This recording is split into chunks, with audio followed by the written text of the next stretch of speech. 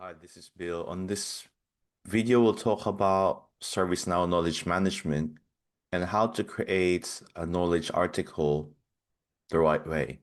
This video is about understanding how knowledge actually behaves inside ServiceNow. So this walkthrough that I created is for ServiceNow beginners who are learning knowledge management for the first time, ITSM admins, and developers responsible for incident deflection and self-service, architects and leads who want knowledge aligned with ITSM, CSDM, and service ownership.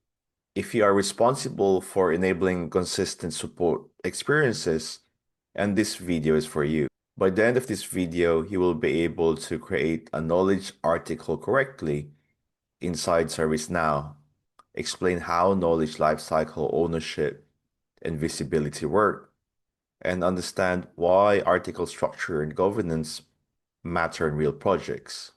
If this kind of deep practical explanation helps you, consider subscribing and joining as a channel member to support more long-form ServiceNow walkthroughs like this. Now let us navigate to the knowledge module of ServiceNow. And as we scroll down, you will see the different components of this module. From the home page, the articles, the owning groups, providing feedback from the end users, and administration. And let us drill down to knowledge base. And if you want to follow along, I'd like you to set up a PDI or personal developer environment, which you'll find at the end of the screen. Now, as part of demo data out of the box, you will see that it has already created a few knowledge bases inside the demo platform. And how it works, the knowledge base, which you see now, acts as an umbrella, and it will contain multiple articles. And knowledge base becomes the subject area, and you will see knowledge base for IT, knowledge base for GRC, and the information or knowledge contained will be the different articles. And depending on how the information or the data is governed, you will have an owner of each knowledge base. And on the right, you will see with the likes of the problem manager, where the problem manager practice documents all the known errors into a single umbrella. So it's all about ownership, life cycle, who can see what, or you call permissions. You will be able to version, targeting specific audience, and approval workflows. And let us drill down to one of the knowledge base so you could have a full visibility on what we're talking about. Now, as we move to the right, you will see it has an out-of-the-box workflow that you can fully utilize.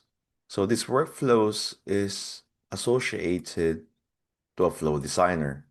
Now, as I scroll inside and do a search, for example, so you will see different life cycles and workflows inside Flow Designer that you can associate to knowledge base. Then you could run an instant publish without having an approval process. And let us choose that instead. So the publish workflow process will be governing these workflows attached to a knowledge article. So all articles inside the knowledge base will go through this publishing process from a draft mode, review, and so on. Since we choose instant publish, then it will allow you to publish an article without having an approval. So certain use cases here, you can also use this article as a document management system. Looking at it as a file folder, which is IT on this example. And as we scroll down, you can further categorize the article. So if it's Microsoft, about security, and so on. And from the knowledge base, you will have the ability you can view, contribute, and it can be a knowledge content. And as you basically organize your files or documents, you can also put them into categories like what you see now. And this will reflect in the portal where you'll be displaying your articles or your documents, which will be searchable inside the portal. And if you're new to ServiceNow navigation and how a form works like this one, I have a full course about system administration at the end of the screen that you can follow more for guidance, like how to add users and groups and roles which will be associated to this knowledge base like what you see here. So one of the key practices is to implement user criterias, user groups, so you can put only the users necessary as members of these groups who can basically read or contribute to your knowledge articles. Now let us drill down to one of the knowledge articles. And as we move to the top right, you will see that you can delete this knowledge article or either retire. And if you trigger this button, then it will run the workflow that you saw earlier under the knowledge base. And as we scroll down, you can see that you can receive feedback and find article versions inside this knowledge article. And as we scroll down, you can see the date and the comments about this topic. Since this is viewable in the portal, so let me show you that as a real example. And if you find value out of this video, don't forget to like, subscribe, and join as a member to further support free videos like this. As we navigate to the service portal and copy this document title into a search, you will see that it will appear as a main keyword as part of the search results. So you can also just type in Microsoft as an example, which is not specific, and the search result for this knowledge will contain all the keyword that contains Microsoft. So how it works is you have the KB. The KB is part of the platform, and you have the search engines, which is also part of the platform, and you have the portal. Now, for your article to be searchable, it has to be registered inside the portal. So your knowledge article will be searchable. And now if you would like to improve the searchability of your knowledge based on multiple parameters or your preferred parameters, then you also need to configure the search sources inside the portal. So each portal, which you see here, and this is service portal, has the ability to be configurable inside the portal and also the search. So you can implement data privacy and only share the knowledge to the right people. And let us go back to the main document by searching the Microsoft Outlook issues. Let me clear the screen for better visibility. And from here, we can add the feedback, mark as helpful, and mark as 5 stars. And let's say this article is very helpful.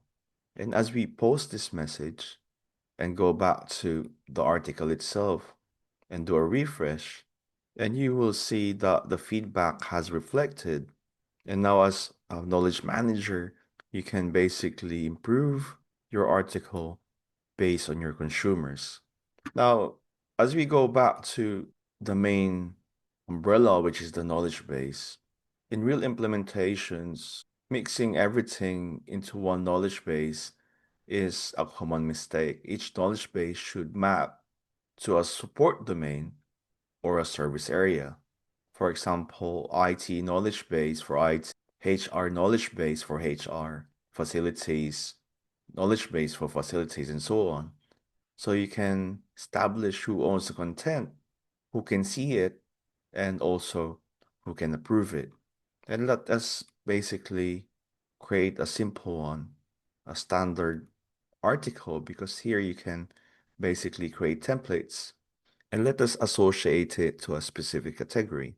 And category is IT. And in this example, let us say how to reset a password on the corporate email and have a article body. So let's make it simple. and paste this article.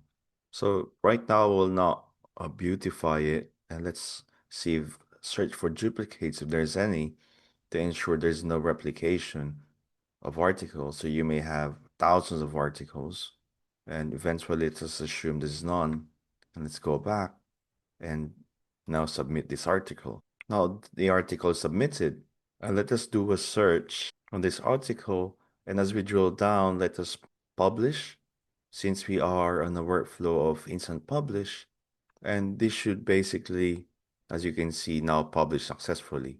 Now when we submit this article, it has moved into a review state. So here as we open the workflow, since we chose the instant publish, as your article is being reviewed, approvers can validate accuracy and relevance, and your versioning is automatically handled. And this is where your ServiceNow articles can be protected from misinformation, ensuring that the quality of your article is up to standard. If this explanation is helping you understand how knowledge actually works inside the platform, make sure you are subscribed. Channel members get access to deeper architectural discussions like this and help keep these tutorials free for the community. And as you invest more time in writing articles, I'd like you to design it with ownership and with lifecycle. So eventually on this example, we utilize the instant publish, but the work should go through a process to establish quality. So the knowledge base and the knowledge documentation is a living system, designing it with governance and good quality content. So your objective of sharing information, depending on who is it for, actually matters. And knowledge is one of the highest return of investment capabilities in ServiceNow. It improves user experience, the efficiency of your employees. It can be a service desk, an end user, and also applies to operational consistency, but only when it is designed intentionally. Creating a knowledge article in ServiceNow is not about filing a form. It is about enabling repeatable answers at scale. Design it like a operational asset and not just a document. And if you want more deep dives like this, subscribe to the channel and join as a member to support long form teaching content. And check the full knowledge management playlist link at the end of this video. And my question to you, how are you currently managing knowledge in your ServiceNow instance? Have you seen it drive real incident reduction? Or is it still being underutilized? Drop your experience inside the comments.